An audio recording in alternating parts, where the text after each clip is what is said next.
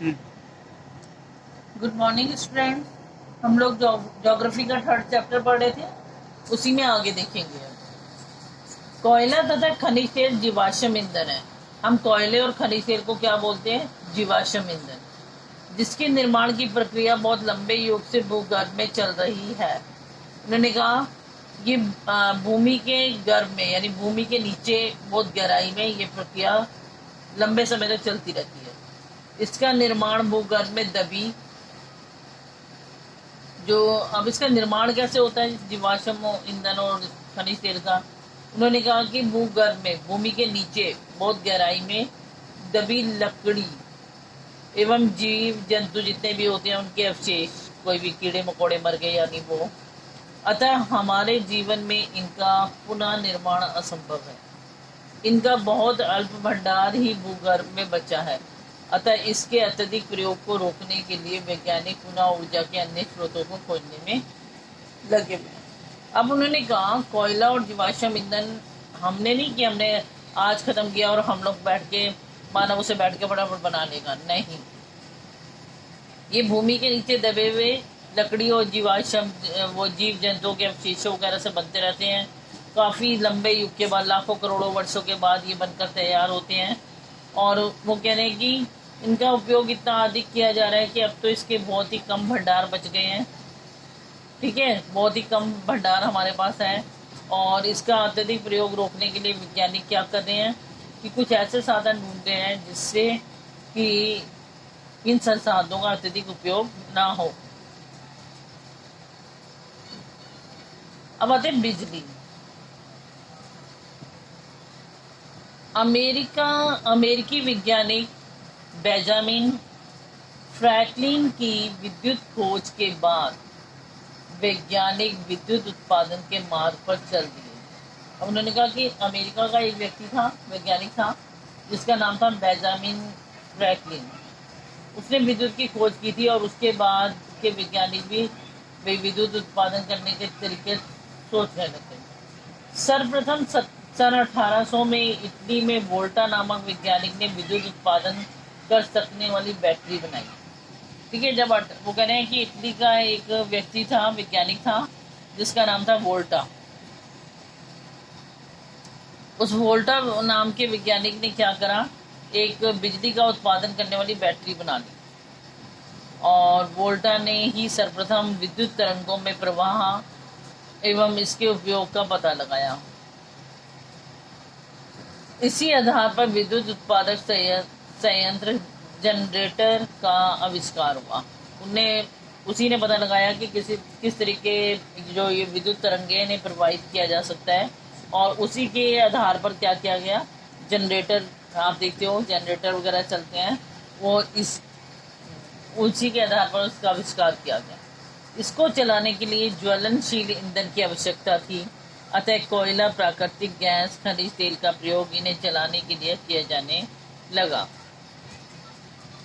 और उन्होंने कहा कि अब ज्वलनशील ईंधन, जलने वाला ईंधन चाहिए होता था इसको चलाने के लिए, तो कोयला और जो है और प्राकृतिक गैस या तेल का इस्तेमाल इसमें किया जाने लग गया था।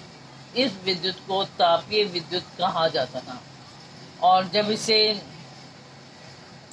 इन चीज़ों को जलाने के बाद उत्पन्न किया जाता था तो इसे नाम दे दिया था तापीय विद्युत, मतलब ताप के कारण उत्पन्न की गई विद्युत। उसके बाद बनी जल विद्युत। कोयला एवं अन्य खनिज पदार्थों के उत्पादन एवं ढुलाई का खर्च बहुत अधिक था। विद्युत उत्पादन के लिए जल शक्ति का प्रयोग करने का निर्णय लिया गया। अब वो कह रहे हैं कि कोयला और खनिज तेल जब वो एक जगह से दूसरी जगह पर भेजते थे या उससे बिजली का उत्पादन करते थे तो कहते हैं काफ़ी महंगा पड़ता था, काफ़ी खर्च आता था। तो इसलिए विद्युत उत्पादन का और तरीका सोचा जाने लग गया। वो तरीका क्या था कि जल शक्ति का प्रयोग करके बिजली बनाई जाए। वैज्ञानिकों ने पहले ही खोज कर ली थी कि टरबाइन का पंखा जितने वेग से घूमेगा, जनरेटर उतनी ही मात्रा में विद्युत का उत्सर्जन करेगा। ठीक है, वो कह रहे हैं कि वैज्ञानिकों को पहले ही पता था, उन्होंने पहले ही पता लगा लिया हुआ था, इसकी खोज कर ली हुई थी। टरबाइन बने होते हैं, उसका पंखा जितनी तेजी से घूमेगा और उतनी ही ज़्यादा मात्रा में जनरेटर जो है बिजली का उत्पादन कर देगा।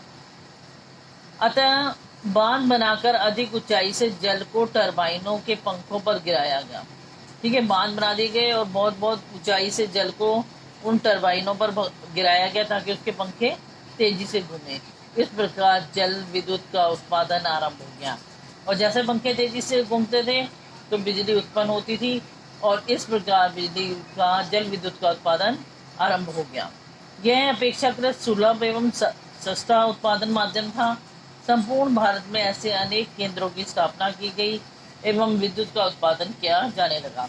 और उनका इस तरीके से प्राप्त विद्युत जो है सस्ती पड़ती थी, महंगी नहीं पड़ती थी।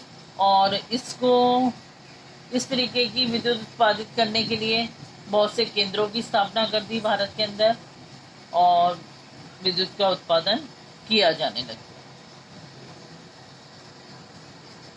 विद्युत का प्रयोग उद्योग धंधों में मशीनों के संचालन, रेल यातायात एवं प्रकाश व्यवस्था के लिए किया जाता है। वर्तमान समय में पंखे, cooler, television, computer, AC, heater, geyser, washing machine, fridge इत्यादि में इनका प्रयोग होने के कारण यह हमारे जीवन की मूलभूत आवश्यकता बन चुकी है। अब वो क्या, ये तो आपको पता ही है। अब विद्युत का प्रयोग उद्योगों में किस प्रकार किया जाता है, वहाँ की मशीनें चलाई जाती हैं। ठीक है, रेल और यातायात के साधनों के लिए वहाँ पे प्रकाश करने के लिए उपयोग किया जाता है। उसके अलावा आप अपने घरों में देखते हैं पंखे, कूलर, टेलीविज़न, कंप्यूटर है आपका, एसी है, गीजर है, वॉशिंग मशीन है, फ्रिज है, सभी तो आपकी विद्युत से चलती है, बिजली से ही चलाते हो ना सब कुछ। मैं इसका प्रयोग होने के कारण यह हमारे जीवन की इन सारी चीज़ों में प्रयोग हो रही है ये, इसीलिए ये हमारे जीवन की मूलभूत आवश्यकता बन चुकी है। थोड़ी देर ही बिजली चली जाती है, आप परेशान हो जाते हैं। ठीक है,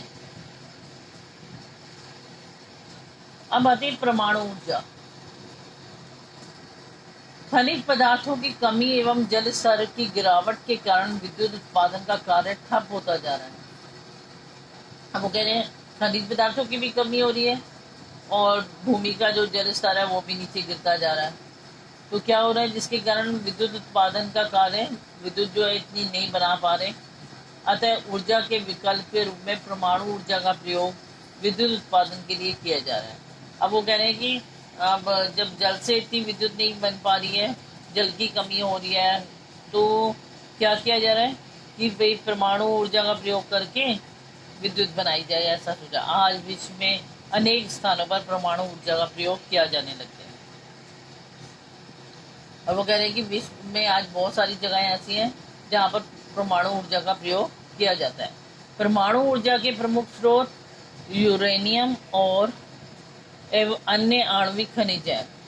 हमारे देश में इनका भंडार सीमित होने के कारण भारत इसके लिए संयुक्त राष्ट्र की नीतियों पर निर्भर है।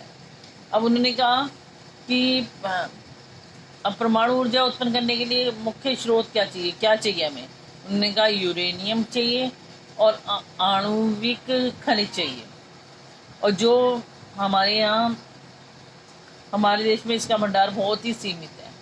इसके लिए हम किस पर डिपेंड करते हैं, संयुक्त राष्ट्र पर। तो आज के लिए बेटा इतना ही, नेक्स्ट क्लास में इससे आगे करेंगे, इसे अच्छी तरह रीड कर लेंगे। थैंक्स।